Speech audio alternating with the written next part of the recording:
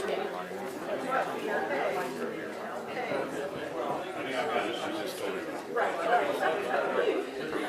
thinks he's somebody.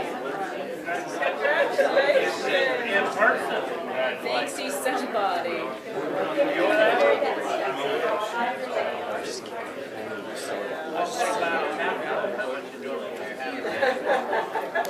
Thinks he's somebody. Oh, there's Ron here. Ron's in the doorway.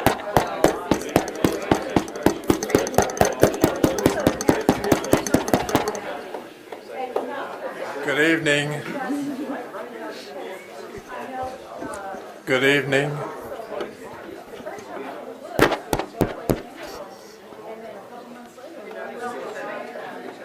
Good evening. The Board of Mayor and Alderman meeting, calling to order. We will start by rising for a moment of silence, followed by the pledge.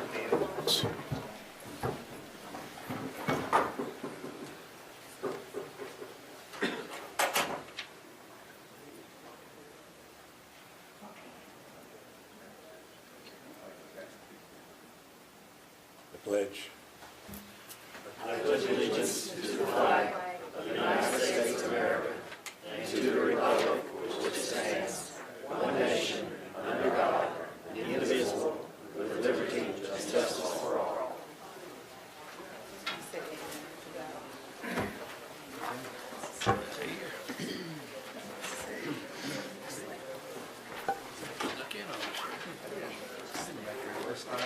The approval of the agenda.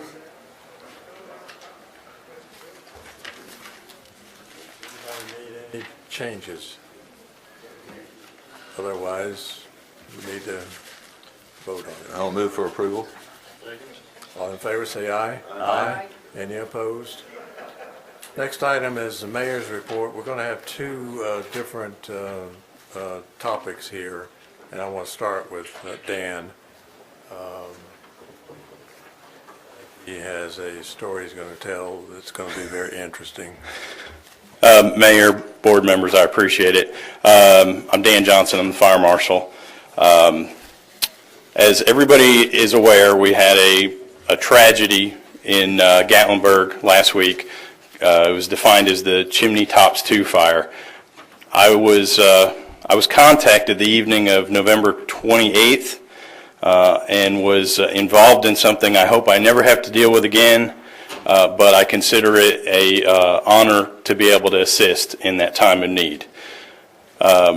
Just a couple quick points. Sevier County has suffered over 1,700 structures damaged or destroyed, 17,000 acres damaged by a fire. Catastrophic by any means. 14 confirmed fatalities, 160 injuries and illnesses. Thankfully, there are 2 juveniles in custody that are accused of this fire.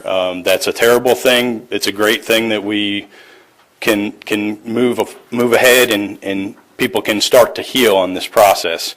1,700 personnel, firefighting and incident command personnel are currently involved in that fire. 719 people. That is federal assets and local assets, and only 82% of the perimeter of the fire is contained at this point, even with all this rain, all this weather. The fire began on November 23rd. The vast majority of the structures that were destroyed and damaged were residential structures. As we know, there were commercial structures also affected. The vast majority of them were wood structures. There were several large structures that everybody's aware of, like the Park Vista. They were actually in the fire area. They were not affected because, well, they were non-combustible construction. Some of the major contributing items, as everyone was aware, was the wind, the wildland interface in that area. I was up there on Monday night. I experienced hurricane force winds. I've been in a hurricane before. I can assure you it was hurricane force winds. Something I hope we never experience here. We've all heard blame being thrown out and otherwise. That's not what I'm here to do. We want to heal as a community, as East Tennessee. There were problems. Cellular service failed.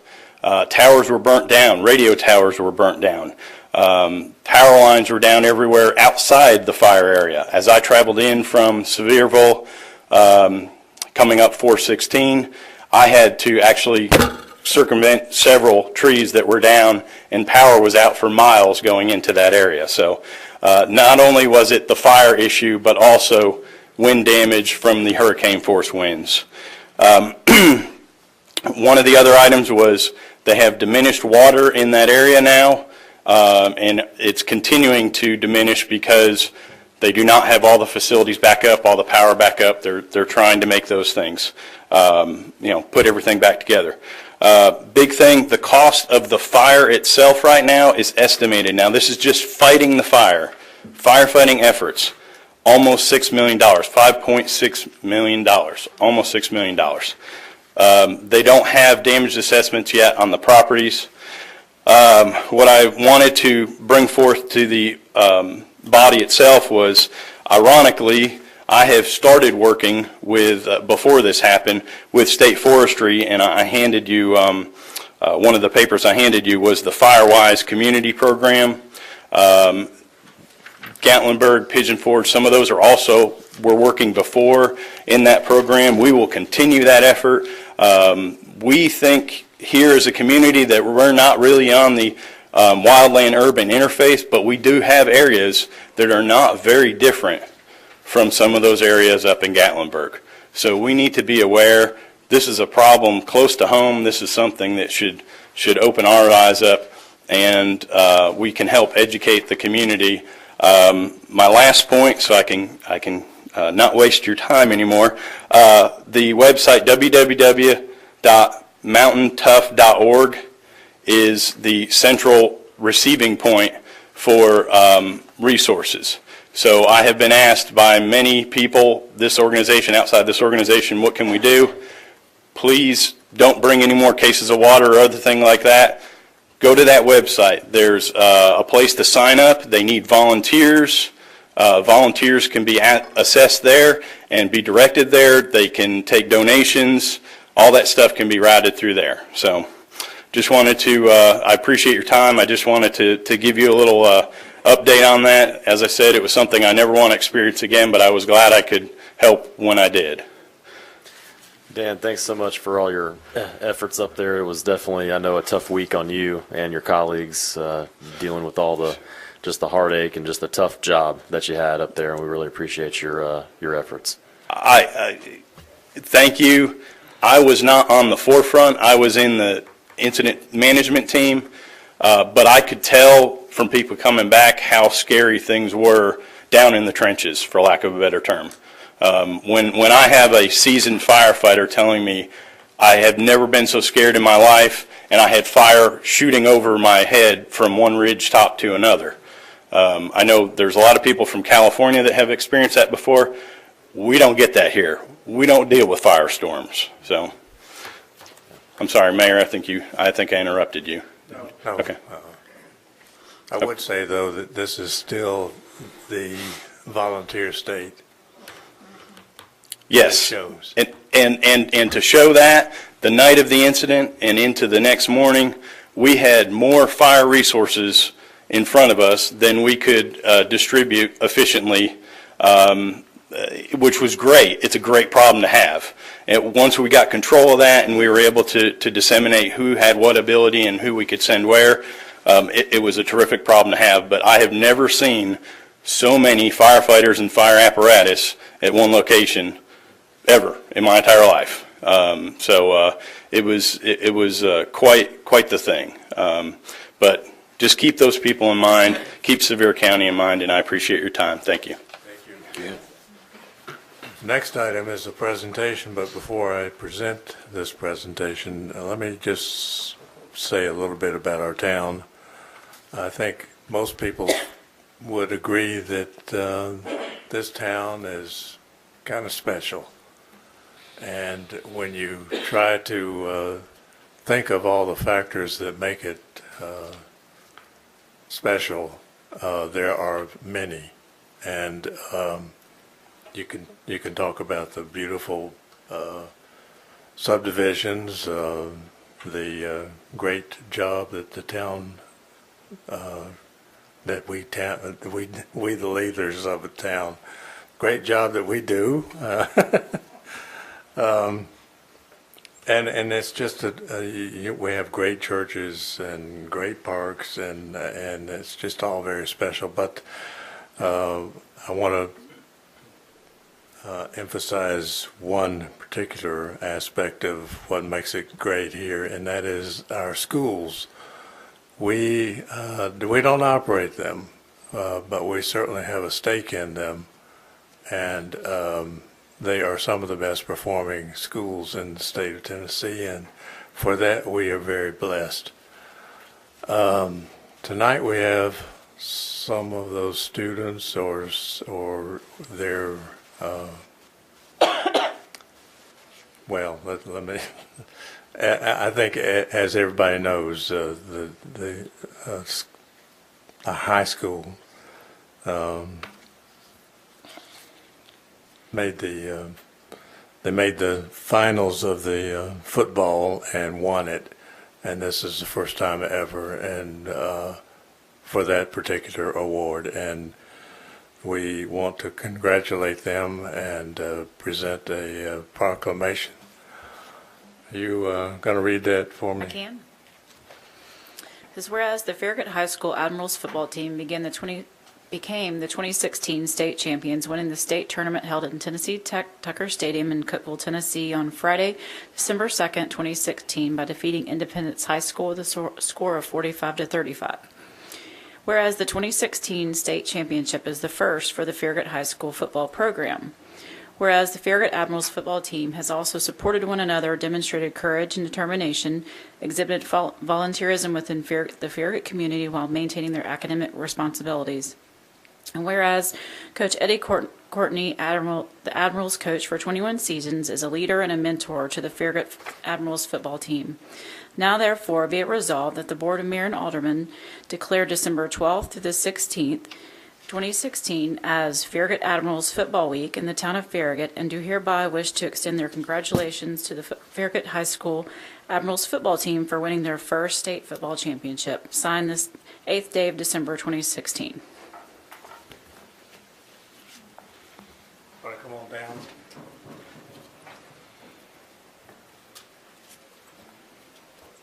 Mr. Mayor? This is Adam Fulton, our quarterback and captain of our football team, and we're pleased to be here tonight. Ladies and gentlemen, town of Farragut, for my 38 years being involved, I've always tried to do things first class and try to do it the right way. So I know that's the way the town of Farragut's always been. I've tried to represent that way. We appreciate this, and it'll be something that we'll honor and cherish. I hope you understand for us, our kids, it's an honor for them to do that, and they have great heart. This young man is one of our great leaders to do that. We have about 70 other young men just as good as him. So, Mr. Hale and all you folks, I appreciate this really that we're for. We're proud of it. Thank you very much.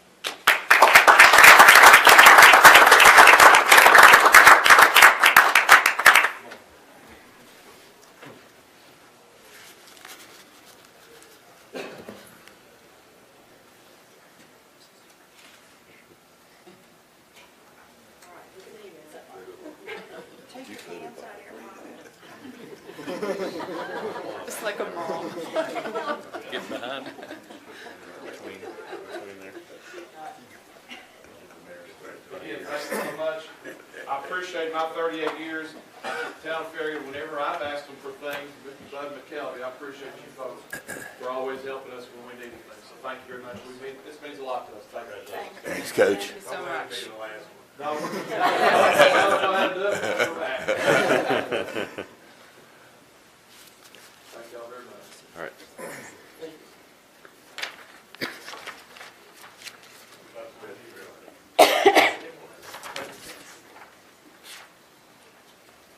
That's pretty neat.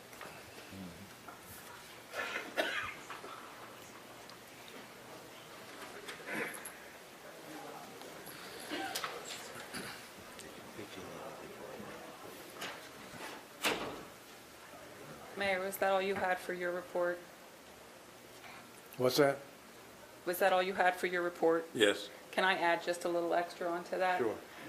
We attended NLC mid part of November, and one of the best the thing that we took away from that was engaging with our youth, either a youth council or something along those lines. But I think it's a real opportunity for us to look at maybe getting more engaged with our schools, participating at a more personal level. And one of our first opportunities is coming up. Farragut High School is hosting their second annual Technology Gala, January 28th. Farragut High School is an excellent high school, certainly in East Tennessee, certainly in the state of Tennessee. It could be an award-winning high school across the United States. The one thing holding it back is the students don't have the technology available to them to experience and do the things that they can do. They're great kids. This is an opportunity to at least show our support, and I would hope that we all are able to attend it, or at least show our support for it. I am working with the FBA to engage the businesses at the FBA level to support them through corporate sponsorships or through their silent auction items. This is a really good opportunity to rally around our high school. It's very special. It's a great community thing to do. So that was all I had. And when is that? January 28th. Yeah, what time? When? Where? 6:30 to 10:30, and the style is black tie, blue jean, which means you're dressed up on the top and you're wearing jeans on the bottom. Their intent was they didn't want the ladies to go out and spend a lot of money on their dress. They wanted them to take that money and bring it to the gala and donate to the cause. So this is a really exciting thing that the community can get around. So 6:30 Give p.m.? us a reminder when it gets closer. Okay. I'm sure. Next item then is the presentation of the comprehensive annual financial report for fiscal year ended June 30th, 2016. Yes, sir. Mr. Mark Lund with Ingram Overholt and Bean is here to present the audit to you. Thank you, Allison. It's a pleasure to be with you to represent our firm, Ingram Overholt and Bean. Bob Bean of the Ingram Overholt and Bean and I conducted the audit again this year. I'd like to give a word of appreciation to David and Allison and the staff here at the town of Farragut. They were very cooperative while we were here. I know we're in the way and bothersome, but they did it with a smile. I'd like to present to you the comprehensive annual financial report and the results of our audit. And I would draw your attention, if you have your audit report, you can follow along. Section 2, behind that tab is our first opinion that is presented in the report. It is our opinion on the financial statements. And again, this year I'm pleased that we could issue an unmodified opinion on the financial statements, which is the most favorable opinion that can be expressed. It basically says that the financial statements fairly present the financial position of the town and its results of the operations for the year ended June 30th, 2016. The other report that we present as part of the comprehensive financial report is at the very back. It is the report on the internal controls and compliance of the town. And again this year, the results of our audit in the area of internal controls did not disclose any significant deficiencies or material weaknesses that were required to be reported. In addition, the audit did not encounter any instances of noncompliance with laws, regulations, or agreements that we checked. Just some brief financial highlights of the report. I'll focus on pages 21 and the few pages after that. Page 21 is the statement of financial position, which in a normal business environment would be referred to as the balance sheet. It lists the assets of the town as well as the liabilities. The assets of the town increased from $55 million in June 30th, 2015 to $60 million this past June 30th, 2016, which is an increase of $4.5 million. The most significant increase is in the area of capital assets. You can see there the various capital assets, and they went up by $3.2 million. The other major increase was in the area of cash and investments. There was a $1.2 million increase in those. Liabilities of the town, last year they were a little over $1.8 million. This past June, they were decreased to $1 million, a little over $1 million, and that was primarily due to a decrease in the note payable, retiring $250,000 of that note, with the remaining $250,000 will be extinguished during this fiscal year. Also, the town made an additional payment to Knox County on the arrearage of the liquor tax that is owed, and I think that will also be fully paid during this fiscal year. Last year, I talked about the new GASB that affected the pension plans. There were no new GASBs that we had to incorporate this year, but I did want to point out because last year's report reported a pension liability of $76,878, and if you recall, anything that deals with pension is always a year behind what is reported. So what was reported at 2015 or actually 2014 pension information. What is reported in 2016 was as of June 30th, 2015. But at June 30th, 2015, it actually went from a pension liability to a pension asset.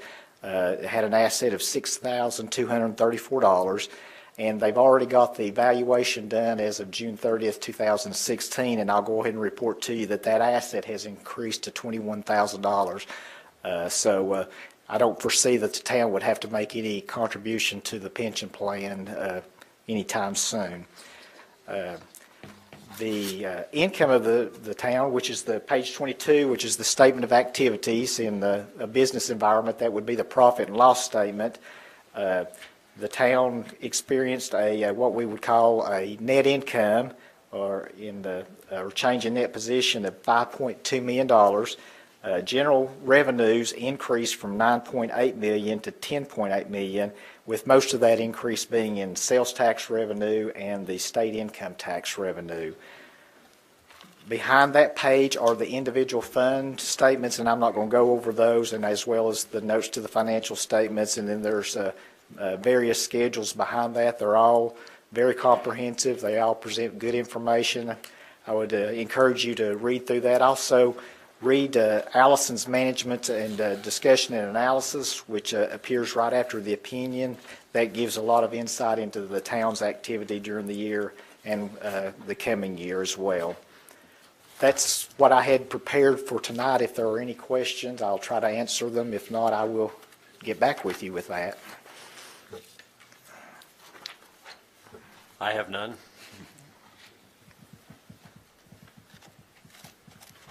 Any questions?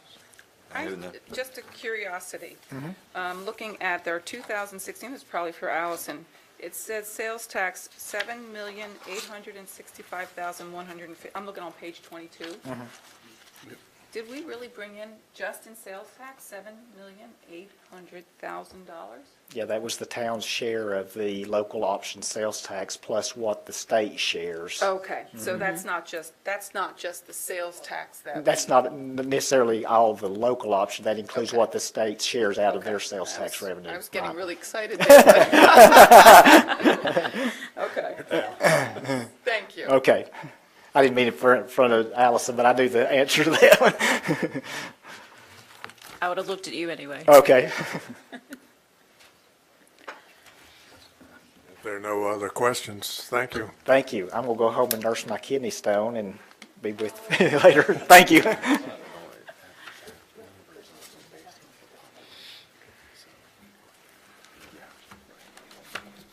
Next item is the Citizens Forum. I have two speakers tonight. The first one is Shane Poteet. Oh, actually, he's going to be for an item on the agenda. I'm sorry. It's Carol Christofferson.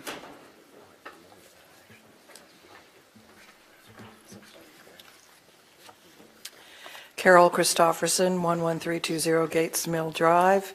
I and a fellow board member, Debbie Raines, are here tonight. We have reported to you in the past about the thorn in the side of Sweetbriar Homeowners Association, homeowners about the commercial garbage trucks that are along Parkside and have increased intolerably because of the new commercial buildings that were voted in by this body. And I would love to be able to tell you that the situation has been resolved. It has not. I'm really sorry to do that. I agree with everything that was said tonight about a wonderful town to live in, but when you wake up 2 or 3 times a week between 2 a.m. and 5 a.m. listening to, honest to God, it sounds like bombs going off. And I'm sorry to say that it has not been alleviated. Chili's, which is a prime user of these garbage trucks, has been very good about trying to keep the trucks coming before 11 p.m. and after 7 a.m.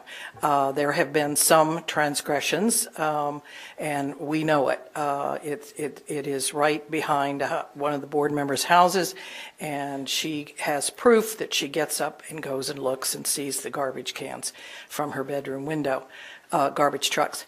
The most serious transgressor is Panda Express, and because it too is a commercial product, commercial building, they have much more garbage than other office type buildings. We are frustrated. We would like this thorn in our side to be removed by the town. It is a most wonderful town to live in. It's incredibly well run. We are financially in very good shape. The tragedy up in Gatlinburg has just been horrifying, and it has brought home to myself, especially having lived in California for 20 years, that terrible, terrible tragedies can happen anywhere. And I'm really lucky to live in Farragut because we do take care of things. This is a minor thing. It's in the cosmos of things, it's not a big deal, but it is a big deal to us. And we want the town to take care of this, and we want it done soon. This has been going on now for almost a year. And our suggestion is that the town pass an ordinance that says no commercial garbage trucks between 11 p.m. and 7 a.m. That's our compromise. We'd, of course, like it to be earlier than 11, but 11 to 7. And that there be enforcement available to fine these transgressors. There are multiple garbage companies. They don't give a damn about the area. They're all just interested in profit. And we would like for the town to take a stand and do something that has teeth in it. Debbie, any other? Okay, any questions? You've heard it all before, and we're going to be back if it's not taken care of, so. So Panda Express is the main problem? Right. And Chili's more sporadically? Who else is? Well, there are the office parks, but they're office, and so they don't have the loud, the Panda Express and Chili's is daily, and the other trucks are paper and, office type stuff, and they only come twice a week or once a week. And it is primarily Chili's they are trying, but they do come 2, 3, 4 o'clock in the morning, whenever they feel like it. And Panda Express has been extremely recalcitrant in working with Turkey Creek and I presume the town. They don't care at all about being good neighbors. And as a matter of fact, Captain Lawson has never been able to find who the person is that he needs to speak to get this moving at Panda Express. They just treat us as if, we're of no interest to them at all. Chili's, as you know, is much more agreeable. But I can't say that if Panda Express were reined in that we would have no issues. There are multiple issues with the various buildings, but they are the worst transgressors. I have a couple questions. What is our ability to get Panda Express's attention?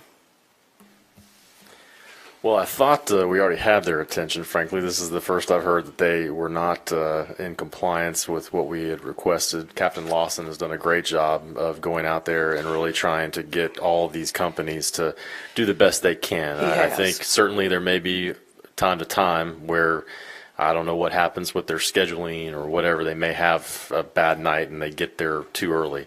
But hopefully if it's reoccurring every week now, then obviously that's some kind of situation. We can certainly try to think about talking to them again and seeing what we can do. We don't have anything in our ordinance we don't have a noise ordinance. So that's the first issue that we have.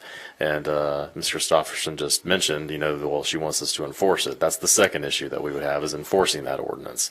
So both of those are certainly issues that we would have to put a lot of resources toward if you wanted us to go down that path. Well, this was what I was talking to Ms. Christopherson and Mrs. Raines briefly before. I would like to do it in a two-part way.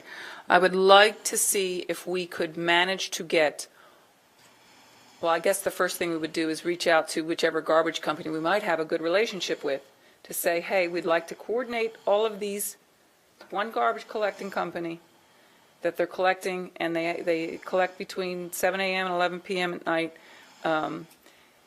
with the idea that if we can't get this going, we're going to have an ordinance, and you're not going to like it because we will pursue you with. And then I know the fine is, you said it's minimal, but it is a daily fine. It's an occurrence fine, I believe. It's per occurrence, and you have to be there to see what happened. So I understand that. you have to be there from 1 o'clock in the morning to 6 or 7 o'clock in the morning to cite the person that's actually doing it. Which that's where the rub is. That's why I would like it if we could find the garbage company that is willing to work with us and get them all together so that this can be resolved. Because ultimately, it's enforcing an ordinance is a pain in the butt, and all you're doing is finding them whatever. I would like a resolution where maybe we're finally resolving it without having to have an ordinance, but the threat of an ordinance might be sufficient. I don't know. But I think that would be a nice first step, is to get them on one garbage company. Maybe that's... I appreciate that, and I'm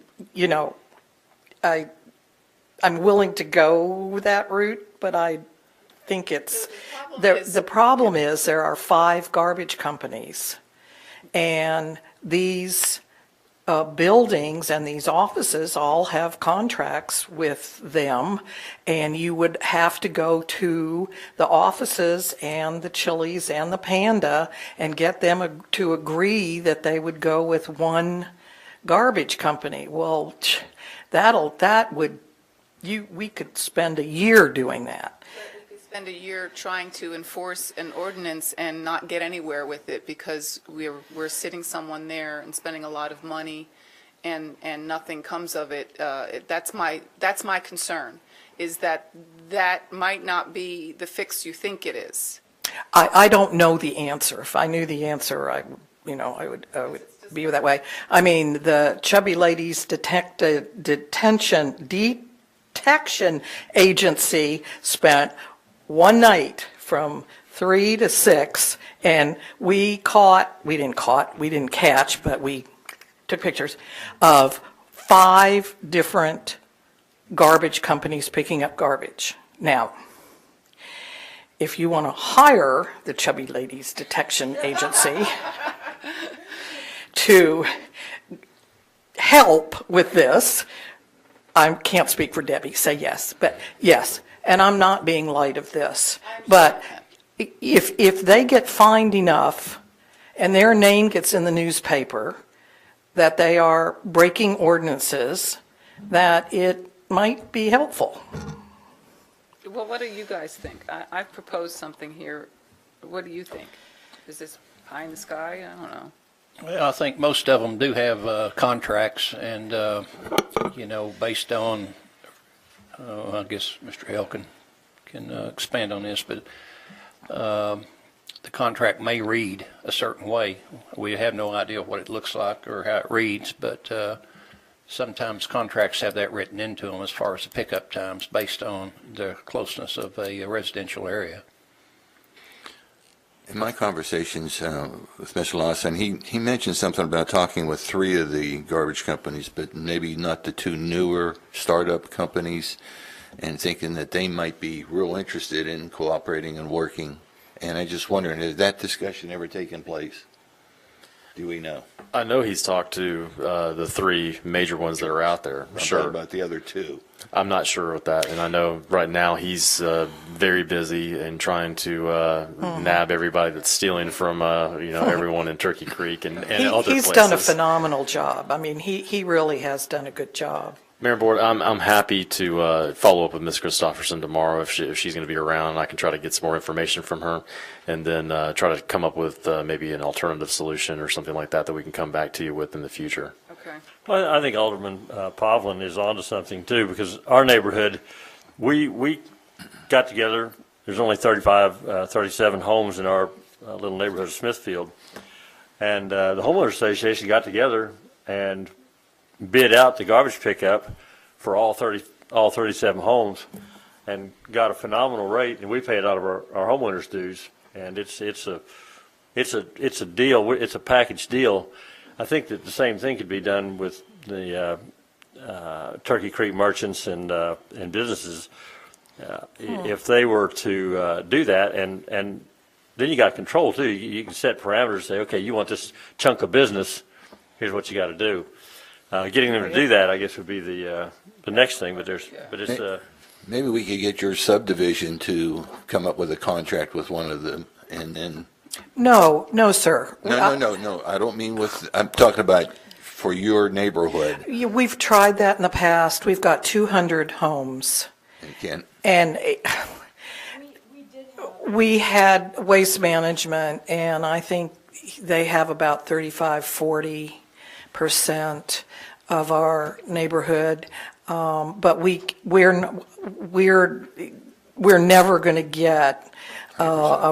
People are just like cowboys here in Farragut, and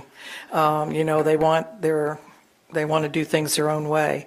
It would be very difficult. I thought possibly if you could get the subdivision to go with one company, then I would love to do that. Would be willing to work out a time frame on their pickup at the businesses. Yeah, I'd love that, but it would be an enormous effort to try to get people. We have voluntary dues. Even our subdivision was built before the town came into existence, and we don't even have mandatory dues. So people are very independent in Sweetbriar.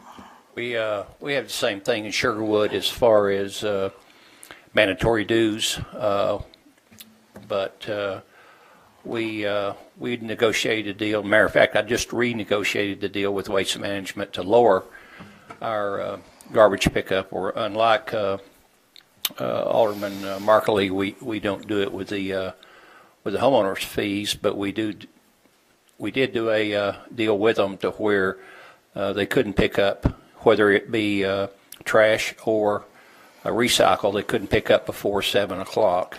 Well, we don't have a problem with that. In our residential neighborhood, I think that new, and I'm sorry to keep going with this, the newest company, what is it? Is it Tennessee Trash?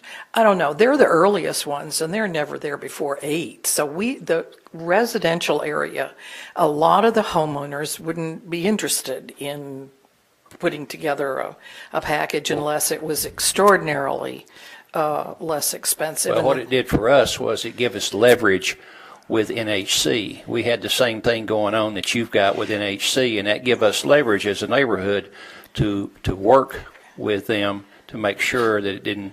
Two things was happening in NHC. Not only did we have the garbage situation, but we also had diesel generators that got tested at 3 o'clock in the morning.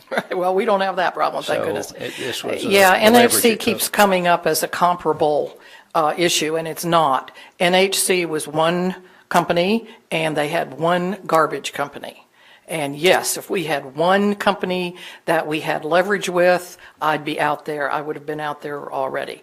But we've got 5 garbage companies, and we've got, 7, 8, 9 buildings. So yes, but it isn't comparable. And I don't mean to be negative. I'd like to come back and have something really positive to say. But anyway. Well, I guess my point is that an ordinance may not be the solution you think it is. That's all that's my concern. My concern is how are we going to resolve this problem? Because the garbage companies might say it's worth the $25 today or whatever the fee is, the ordinance. And then you still have that problem, whereas maybe if we can get them all, it's worth a try is what I'm saying. I don't want it to take, I'm with you, I don't want it to take a long time. Let's do this one last step, because I'm not sure that the ordinance is going to give you the answers you want. That's possible, and I am not an expert on this. I am not a professional. But I do know that the fine can be $50, and it is occurrence. So you get somebody out there who has 5 stops, you're talking $250 in one night on all that, and the little person runs behind him and writes them down as they go from building to building. So I'm not saying, I don't know that it's insignificant amount of money. It may be to these garbage companies, but it certainly is possible. And I think this is not the place to talk about the details, but something needs to be done by the town. Thank you.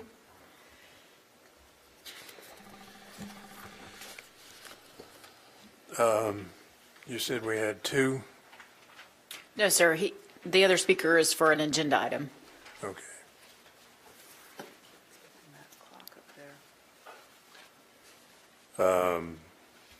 So now we move to approval of minutes, November 10th.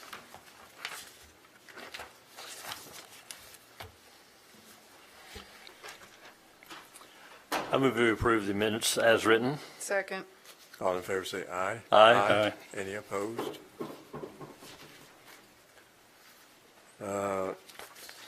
Move to business items. The first one is the approval of a revised fiscal year 2017 fee schedule rollback on for-profit field rental. I don't know what all that meant. Well, hopefully I'm going to explain it for you here. We're counting on it. Our current fee structure has 2 levels for renting the athletic fields for tournament use. One level is for for-profit and one level is for non-profit. These fees were recommended by the Parks and Athletics Council as a way of giving priority to the nonprofit organizations because they run the many youth and adult leagues in our community. The current fees for the tournaments are for natural turf fields, $150 a day for nonprofit and $300 for for-profit. For our synthetic turf fields, they are $300 per day for nonprofit and $600 per day for for-profit. At the request of staff, the Parks and Athletics Council was asked to review this recommendation at their November meeting, and we requested that they look at this for several circumstances. As we know, we would love to have more tournaments in town to bring more visitors to the area, and we've been advised by area athletic directors that the for-profit rates may be prohibitive for running these tournaments.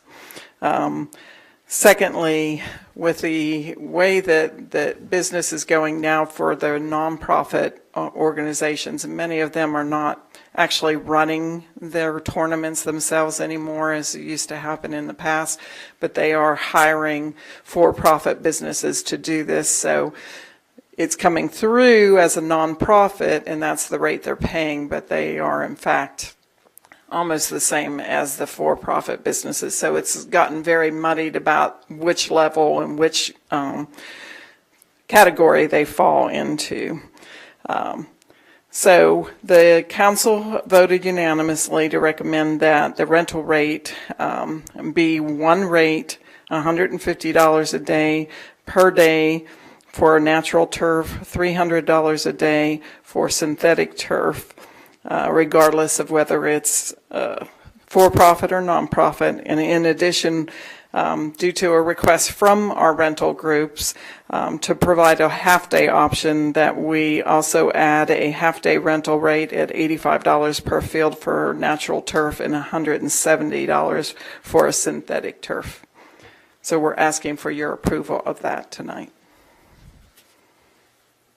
Okay. Any discussion? How does this compare with other municipalities?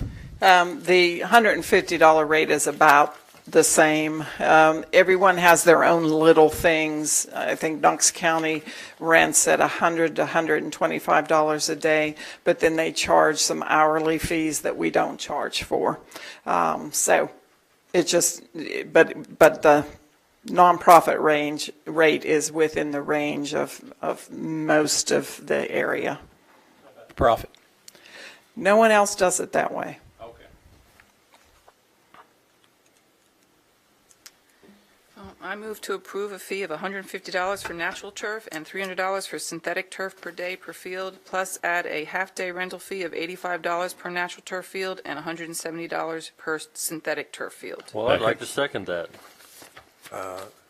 All in favor say aye. Aye. Any opposed? Thank you. Thank you. Next item is approval of Resolution R 2016-12 Supplemental Retirement Plan Trust. Good evening. Here we are again with this. We met earlier this year in April, and the board approved a custodian change for the town supplemental retirement plan. This resolution is now required to approve the trust agreement and the trustee compensation agreement. The total, all the verbiage of the plans you have received in your packets. A little bit of background. As you recall, the board approved a supplemental retirement plan for 5 employees back in 2011. We implemented it in 2012. And at this time, it's fully funded. We meet all the Gatsby requirements. You just heard a little bit about it earlier when we talked about the audit. It was included in that. And we have hired USI Consulting Group as our consultant in all these financial matters. I have Callie McClure with me today. She's with USI Consulting. She's one of our 2 consultants. Bob Cross is also with us. At their recommendation, they recommended that CB&T, who we just approved in April, be named the trustee and paying agent for the supplemental retirement plan. As director trustee and paying agent, CB&T will be responsible for the retiree disbursements and tax reporting, as well as the accounting of the plan's assets. Currently, we have 2 employees that are receiving benefits. Well, an employee and his beneficiary. And so I would, the last item is the trustee compensation agreement. It results in an annual fee of $300, which is a $700 savings from the former trustee. Questions?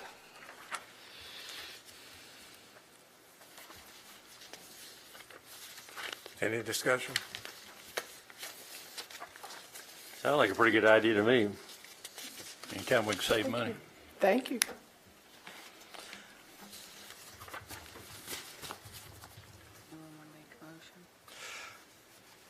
Are we looking for a motion, Mayor? Yep. I make a motion, we approve Resolution R 2016-12 to adopt the town supplemental retirement plans trust agreement and trustee compensation agreement. Second. All in favor, say aye. Aye. Any opposed? Thank you. Next item is approval of 2016, 2017 snow removal schedule. We better pass this because we might need this this weekend. Thanks. Good evening. I hate to be the bearer of cold weather coming in, but we've got to do this. This is our once a year. Each year we evaluate the snow removal schedule and the map. You all have copies of that with you this evening. And just for the audience's sake, and I know most of you all have heard this, the factors that go into prioritizing and picking roads has to do with different things: elevation, number of houses, north-facing slopes, amount of shade, trouble areas reported, and just past experiences that we've had over the years and years of doing this. And so we take the maps and we look at them, we tweak them. As new subdivisions are added, we evaluate those also.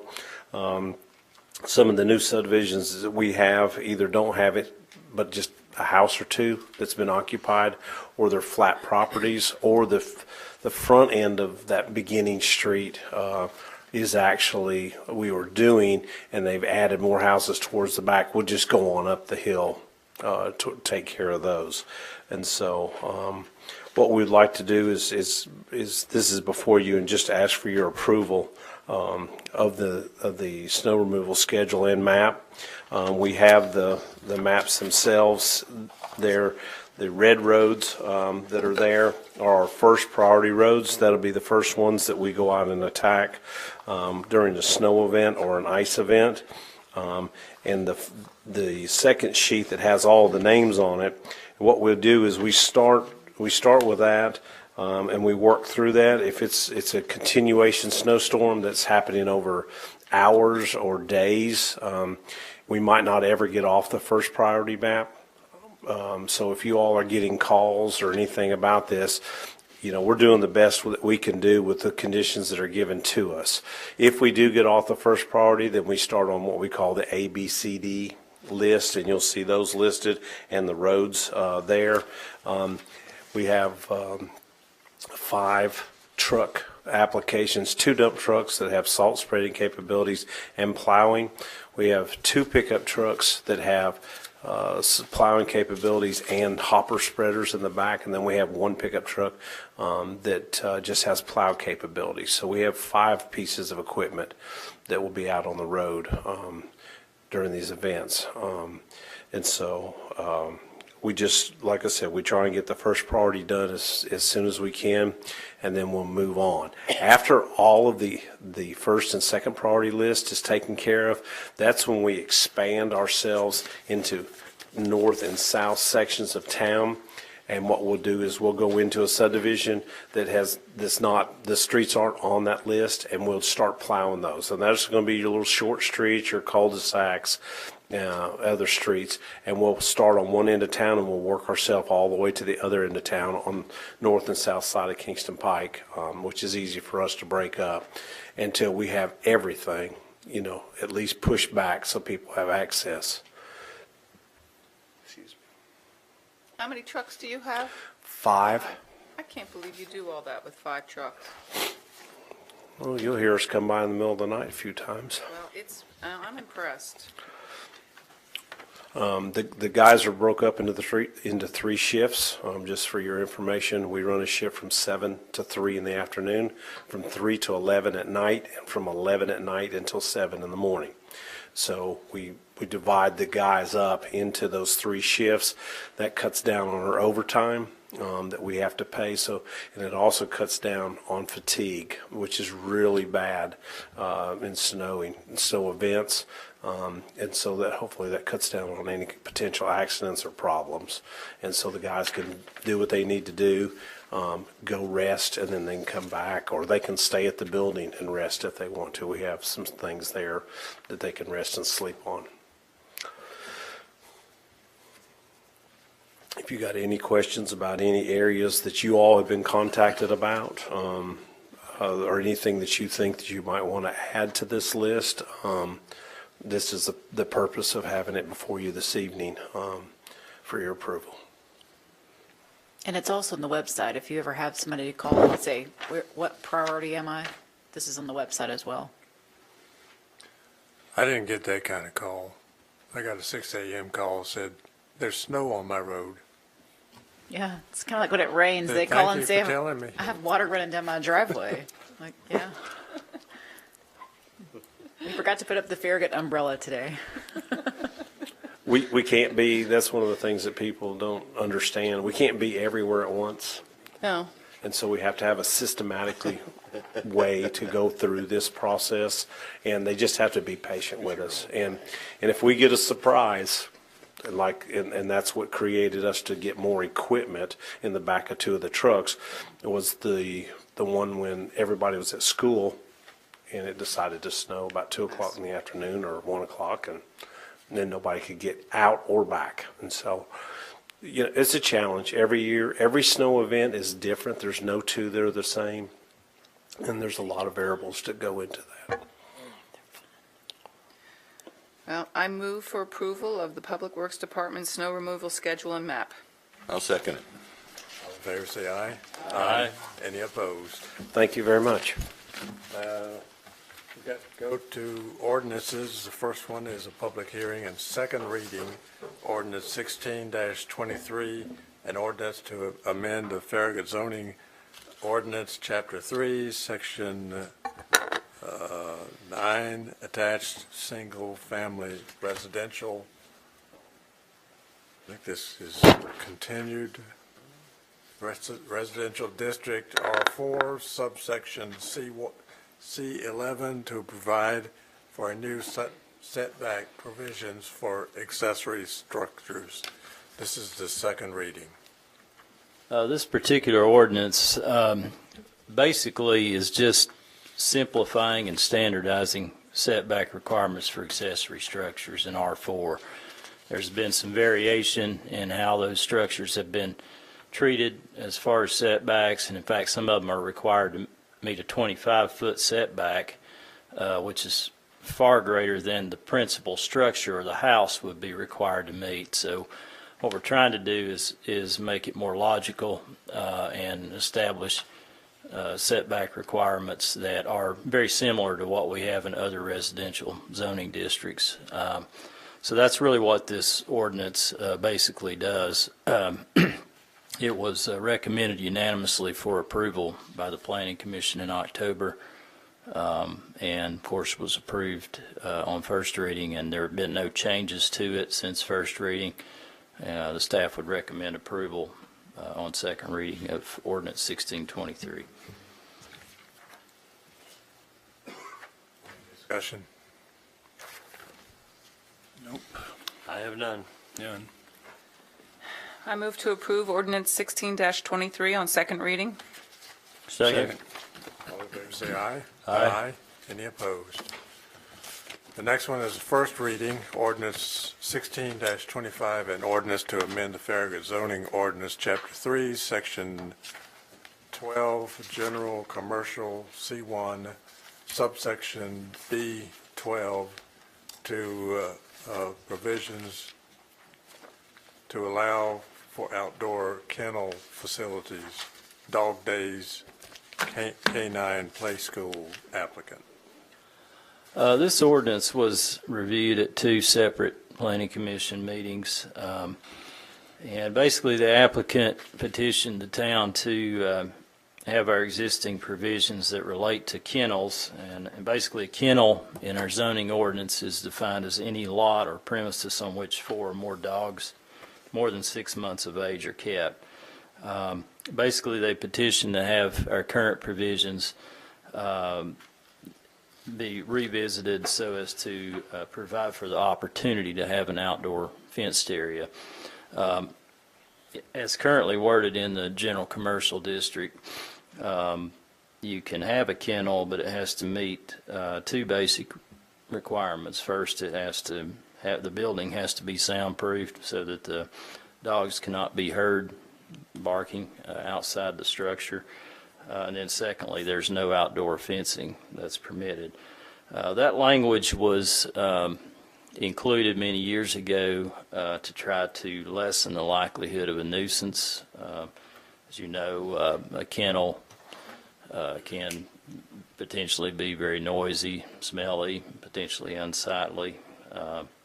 So that's where that language kind of originated from. When this was presented to the Planning Commission, there were some individuals that had some concerns about it. The adjacent business owner there at Sargooney Golf was a little bit concerned about potentially the noise of the dogs outside, maybe creating a distraction to people that's using his facility.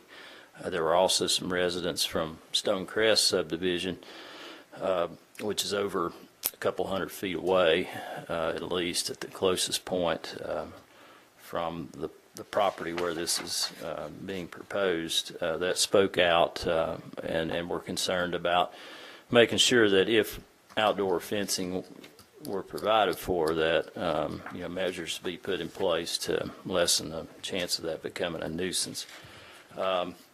So the staff took the feedback. The Planning Commission seemed pretty favorable at the workshop session to having this revisited, and we tried to put some language together that's reflected in this ordinance that provides for a number of things, not just relative to fencing, but also this type of use itself, to lessen the chance that it could become a nuisance. Some of the things that we've included in this ordinance, for example, are that the outdoor structures, for example, the fences, cannot be visible from any public street.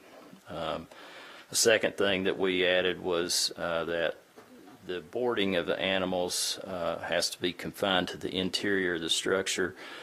So it's not like these traditional outdoor kennel runs. That's not what we're allowing in this ordinance. Basically, the outdoor fenced area would be for solely used for exercise and to use the restroom, so to speak, and it would be under on-site supervision. We would not have dogs out. They wouldn't be allowed to be outside all the time or outside unsupervised based on this language. The fences themselves would have to be opaque with no openings. That was one thing that the adjacent business owner had asked us to be aware of. And they have to be at least 6 feet in height so that the dogs couldn't, see over the fencing. The fence material would have to be durable, low maintenance material. The colors have to be earth tone, black or white, if they paint it. And then we established some setbacks in the language. The fenced area has to be at least 50 feet from any property that's not zoned residential or agricultural, and then it has to be 150 feet from any property that's zoned residential or agricultural, and that is a straight line measurement from the nearest part of the outdoor fence to the nearest property line, not to the house itself. In the case of residential, is to the outer part of the property line. And then that the outdoor fence area would actually have to go through a site plan review process through the Planning Commission, so that again the public could have the opportunity to see what was being proposed and provide some input. The square footage of the fenced areas, because we wanted to be able to control how large these would be, so that again lessening the potential for this to be a nuisance. cannot exceed 1/4 of the gross square footage of the interior space. The fenced areas have to be clean and sanitary, and drain to the sanitary sewer, not the storm sewer.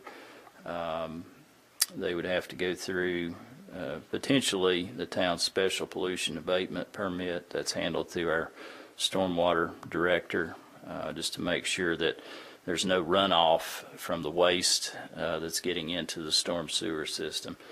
And then we established some specific decibel limitations on the noise. The current language in the ordinance just says the building shall be soundproof to prevent noise, barking dogs being heard outside the building. And then a certification verifying the soundproofing capabilities must be submitted with a site plan, but it doesn't establish any parameters.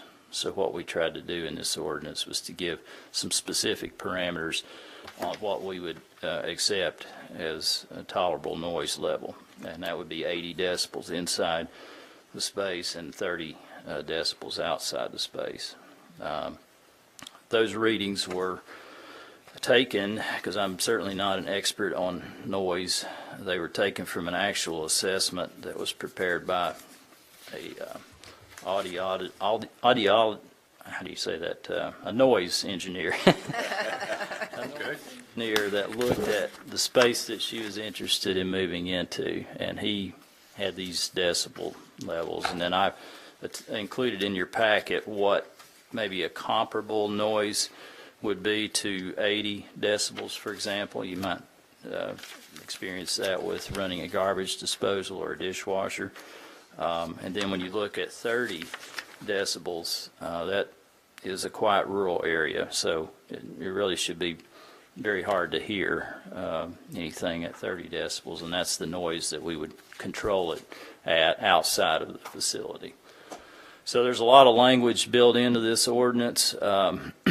It was recommended unanimously for approval by the Planning Commission, and it's here for your consideration on first reading, and I'll be happy to try to answer any questions. And we looked at a lot of other communities, I will say, just kind of like what we do anytime we revisit ordinances. And as far as I can tell, this is probably the most language that I've seen built into this type of use, at least that I looked at. So there's a lot of, in my opinion, there's a lot of protections in place to address this specific use. My question is, once the business is approved, how do we police this? How do we make sure going down the road 6 months, a year down the road, that they're in compliance? Yeah. More importantly, how do we check the decimal levels here to make sure that we are in compliance? Yeah, and that's the language is talked about in here. We would require certification. This would be something that would be part of the site plan process. And they probably would have to, have some animals in there, the anticipated number, and then do some checking of the decibel readings to verify that at the time of site plan approval that the decibel limitations were not exceeded. If we start getting complaints, it's kind of like the dumpster issue that you all were that they mentioned earlier about over in Sweetbriar. The police department, could get involved, but what we would probably do is require the owner to re-verify a decibel study, and then make sure that there hasn't been a change inside their facility that has, in other words, they haven't added a lot more dogs, for example, to cause that to become aggravated. So that's some of the things that, some of these would be a little bit, frankly, would be a little challenge to enforce. Clean and sanitary condition. A lot of that's going to be complaint driven. We're not going to be out there, with binoculars trying to figure out whether, they're keeping their place clean. So it, we try to build enough measures in place on the front end so that if we did get a complaint, we would have some language that we could refer back to. I think in this situation, should there be something written in here that maybe on a yearly or semi-annual basis, some type of inspection be done? Well, and I'll tell you this, I was not at the last MPC meeting because we were in Pittsburgh. And I have had some growing concerns, not so much from this business owner because my feeling about her is that she's very responsible and very caring business owner, responsible business owner, but are we opening up a can of worms here? Because this is not about It's not about one person, it's about... It's not that business, it's about what can happen down the road.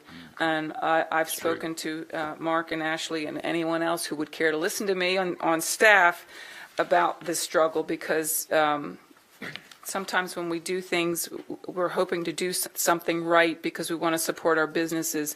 It can tend to bite us in the butt in the future. In speaking with Mark, my biggest concern is any business that is backing up or close to residential, because if you've got dogs barking in an outdoor fenced-in area, and you live in you're in a home and you hear that every day, it gets tiresome. And we talked about maybe the way to resolve that is by increasing the setback from 150 to maybe 250. It would take out a lot of where it's denser, where the commercial is right by residential, like something like where Chili's and it backs up to. They wouldn't be able to have one there. They wouldn't be able to have an outdoor fencing there. What do you think about that? I'm not sure about the distance. I know my house, for years, I had trouble sleeping at night because of some neighbors that had dogs 4 houses away. I ended up getting new windows and make sure they were properly insulated and everything, and it's cut down on the noise. So distance has to do, it's relative. Yeah. But like you said, sanitary, noise, I think all of that somehow needs to be checked on some type of a annual basis or semi. Yeah. I just think there needs to be some language in here, possibly to keep us, as you said, from running into a problem down the road.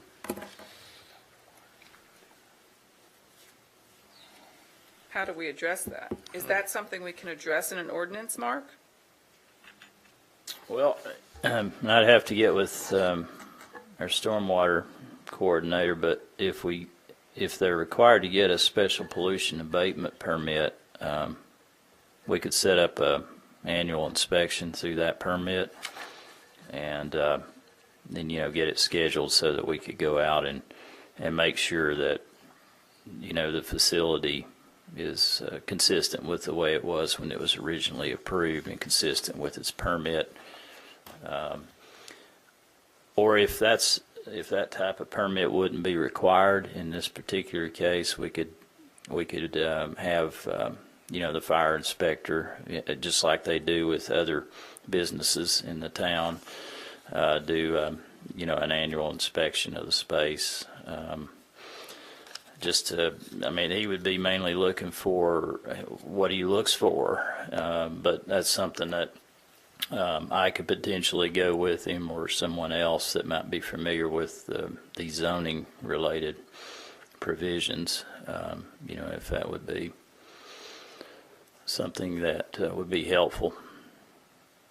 I'm going to press a little bit more on the 250 feet. To me, putting it at a higher number will exclude quite a few commercial properties that run up right against residential.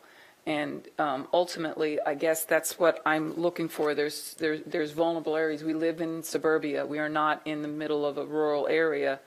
There are areas where commercial runs right up to residential, and I'm not sure that we want this use there. If there's an area where it can be used, where it's not going to disturb residential, I guess I'm trying to find a happy medium where we're not making ourselves so vulnerable.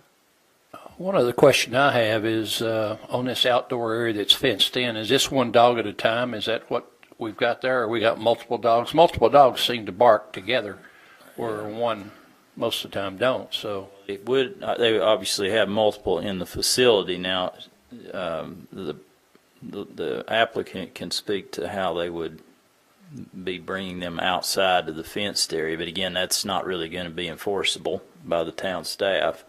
We're not going to be able to know how many. Basically, what is going to happen is if it becomes an issue, we were going to find out about it probably through a complaint.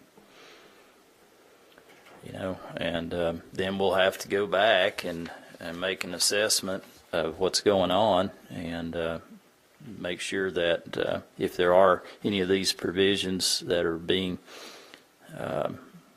violated, then we would have to get with the business person and have them get that rectified. Well, if the outdoor area, I'm kind of confused here because I think what I read is it's 30 decibels.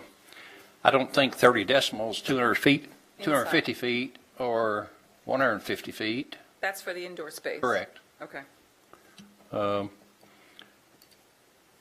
I'm sorry. Oh, yielding. The building yields no more than 30 decibels. That's just standing right outside the building.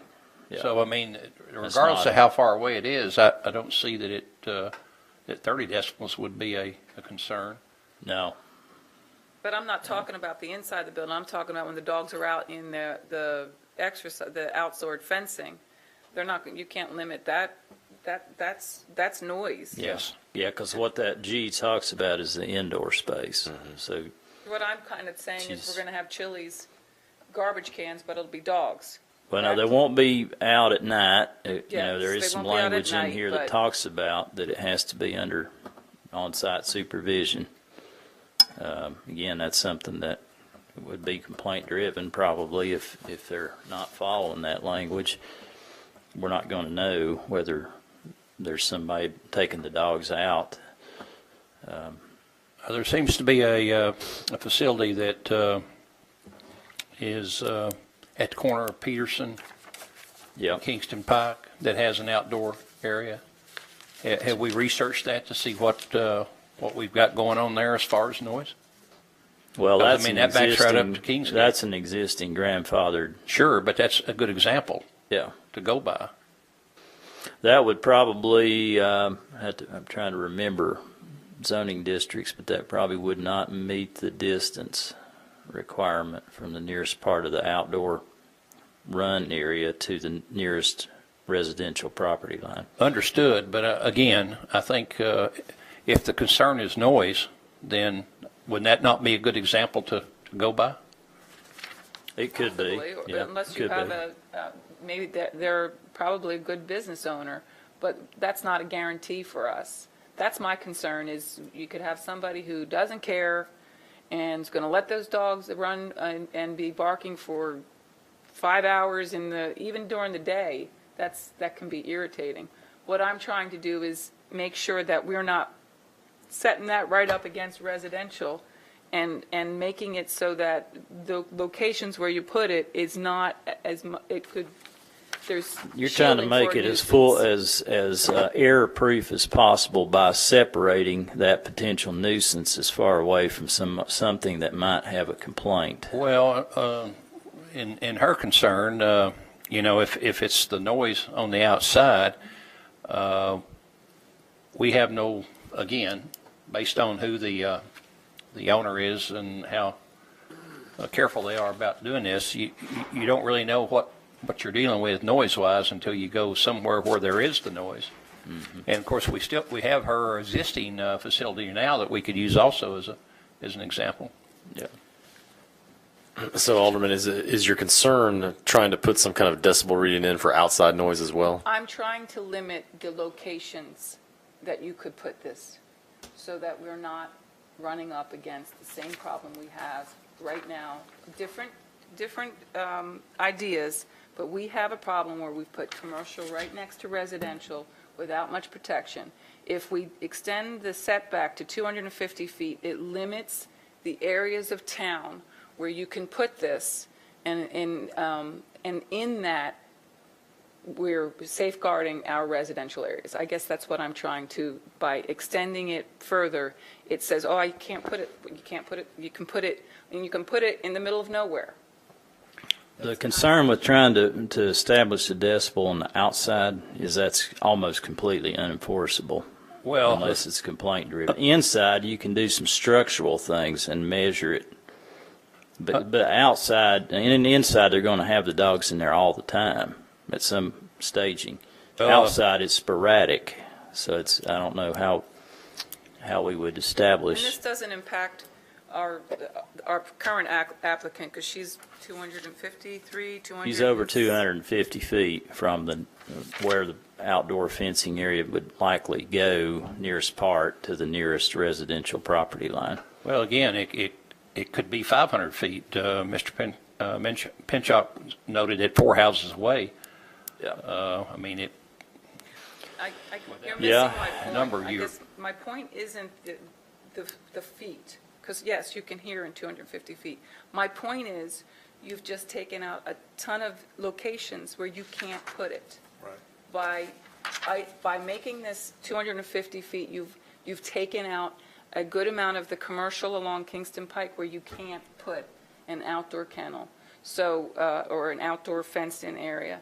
And in that, my mind, we are permitting the ability to do it, but only in certain locations where it will more than likely not have as much an impact.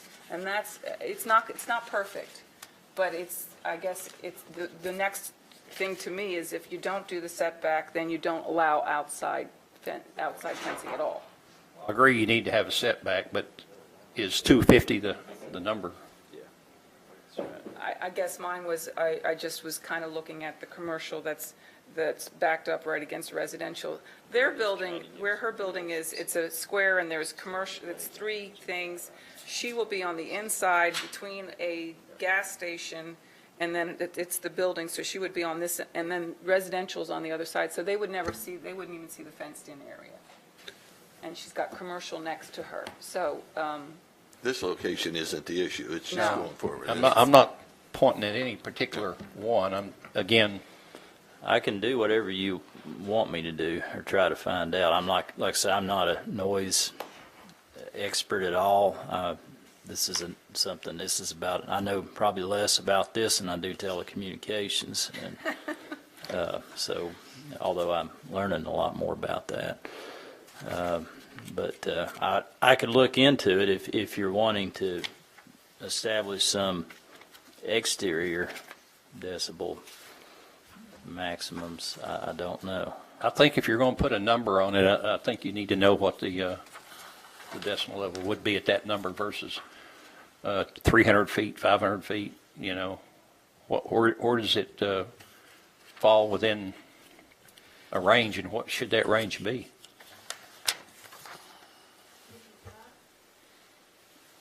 You have to go Come up to there. Yep.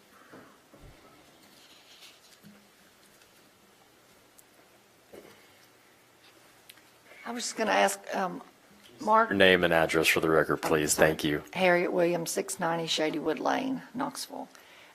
Mark, do you still have that layout that we gave to all the Metropolitan Planning Commission people, where the engineer did the decibel reading and what it would be when it got to that Stonecrest neighborhood?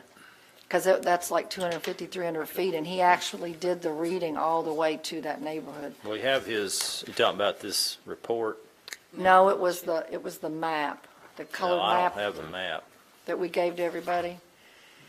I didn't. That was probably something you handed out at the meeting, because I never have seen a map. Yeah, it was the map, and it showed the aerial view, and it showed the building I would be in, showed Sorguni's, David Abbey's, the gas station, and Stonecrest. And I think it was 250 feet over there, and I think what he said was by the time the sound traveled to the neighborhood over there, it would be somewhere around 35, which was supposedly what the decibel reading for a neighborhood has to be. Okay. So he did do the study when he Okay, did. so 250 worked. Yeah. Okay. And by the time it got all the way from there with them outside, he said that it would, by the time it carried, it would be 35.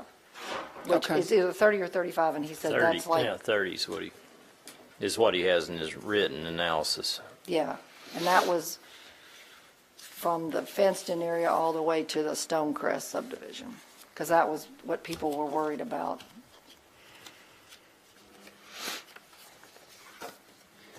So can we amend, I guess we can take a vote, but can we amend it from 150 to 250? Absolutely. Mr. Yeah. Chairman, I'd like to rise to a point of order. According to Robert's rules, a motion has to be made before discussion can be made of it, or an amendment can be made to that motion. So I would like to make a motion that we approve ordinance 16-25 on the first reading. If there's no second, it dies. Is there a second? And then we can amend after we second it. Right. Because you can't vote on it until there's been discussion. Anybody want to second it? Dies for lack of a second. You're pulling Robert's rules out on us, and we're getting confused. Well, you've got the capability to second it, Louise. I'll go ahead and second it. Well, we're going to start over. Do you want to make the motion?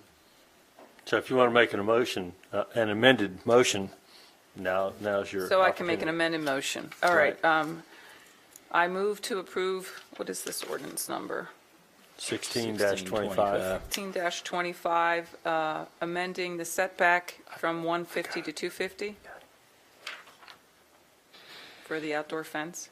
Second.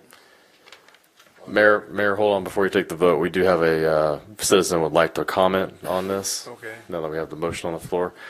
Shane Poteet. If you just come to the microphone and let us know your name and address for the record, please. Thank you. Shane Poteet, 524 Farragut Commons.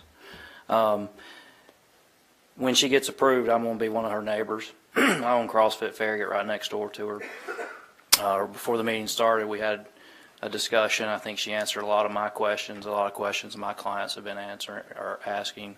Some of my coaches have been asking.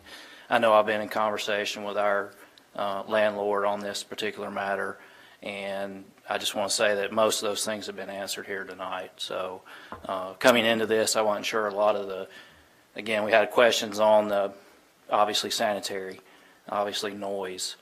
We drop a lot of weights in our gym. We do a lot of Olympic lifting, so we're dropping from overhead. One of our concerns was disturbing the dogs. We didn't want that to be a stressor for these animals. We know she runs a very reputable business. Her clients love their dogs tremendously. She's expressed that. So that was just a concern for us, is we didn't again want to stress these animals.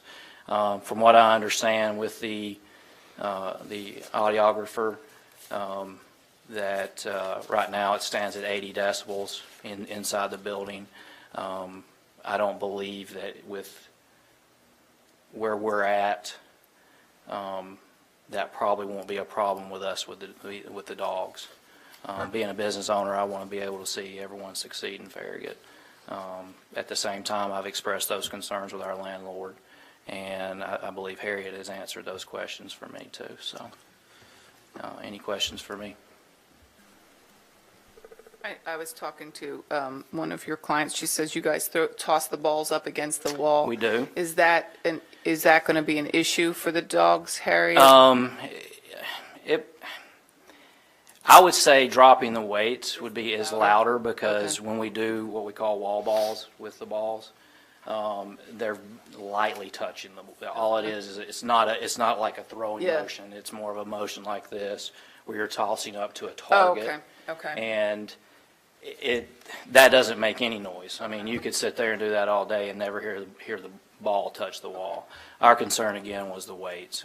Again, it was, we don't want to be a stressor for the animals. And again, before the meeting, Harriet expressed that she believed it wouldn't be, that they probably wouldn't even pay attention to the barbells dropping.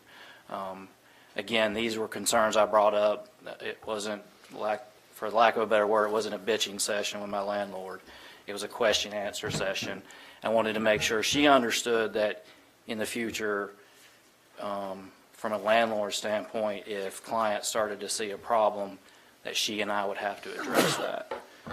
Like I said, I want to see her succeed. This isn't about Harriet, and it's not about her, a business. This is more about a question-answer session to make sure that it puts myself, my coaches, and my clients at ease that, again, we're not going to be running through these massive walls of sanitary problems, and also with the drop-in of the waste. But I believe that before the meeting that she explained it very well to me, and I feel comfortable with it. So, Thank you. thank y'all. I'm not going to be devil's advocate here, but if you've got an outgoing decimal level of 30, is the incoming decimal level the same? For instance, his dropping of weights? Oh, yeah, I don't know. That's a good question. I would think the soundproofing would work Both ways. both ways, yeah. I will add that we purposely rented this location because in the fall and spring months, summer months, we have 2 roll-up doors. That's kind of the appeal of CrossFit. You get that open air flow. I wouldn't begin to know what the barbell decibel dropping is. Let's see. Well, it's tolerable to your clients, so. I'm sorry. It's tolerable to your clients unless you've been listening to barbells drop for too long. I don't know. Oh, no, I think it's tolerable to the client. Yeah. I mean, I think that's what they get the joy out of doing the Olympic lifting, is being able to drop. So. I don't understand you CrossFit people, but that's okay. Before we vote, is the board at all interested in having some type of a yearly or annual inspection? And could we amend the amendment? Who does it? Well, that's what he was saying, the fire marshal, or, Yeah, I don't know. I mean, like I say, if they do need a special pollution abatement permit, then that potentially could be something we could set up. I'd have to talk with our stormwater director about this, but maybe it's something that for this type of use, where you have a potential for it to get into the storm system if it's not being properly addressed, that maybe we could do an annual inspection on that. I think it's a good idea. Similar to like an oil change facility, Right. Where you got a potential for a problem. so we need to amend the amendment? Well, we'd have to vote on the amended motion first, and then at that point, a motion Can I- an amended motion could be. Can I amend my Amended amendment motion? could be made. Can I amend my motion to include both amendments? Yes, you can, and you would Okay. need a second on that, I'll second. amended. Okay, there we go. So you want to include the annual inspection process as well as the 250 feet. 150. So it'd be like Setback. item H instead of an Yeah. additional. A motion and a second. Move to approve with the amendments? We already got it. Second. Yeah. Can we vote now? All in favor, say aye. Aye. Anybody opposed? Work. Thank you for your patience with that. I appreciate it. Town administrators report. Just briefly, Mayor, next, we've had a lot of great Christmas events this holiday season so far here at Town Hall. We also have a very good project we've been working on for a while, Everett Road. We've got the ribbon cutting for that on December the 16th at 10 a.m. I know everybody's been noticed about that, but just try to get there early. We're going to shut the road down for just a few minutes so we can cut the ribbon, and it's certainly a great project. It's actually our largest capital project that we've been able to get done all in the town's cost. So with that, that's the only thing I have to announce tonight. I guess Tom's not here, is he? Happy to be here. I've been hiding over here. I have no report, though. You'll be happy to know. Glad you came in to tell us that.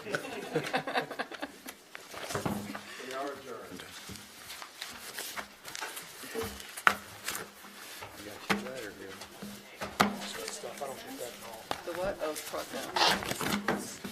The top of the next Monday, or Wednesday at noon? Let's go for Wednesday.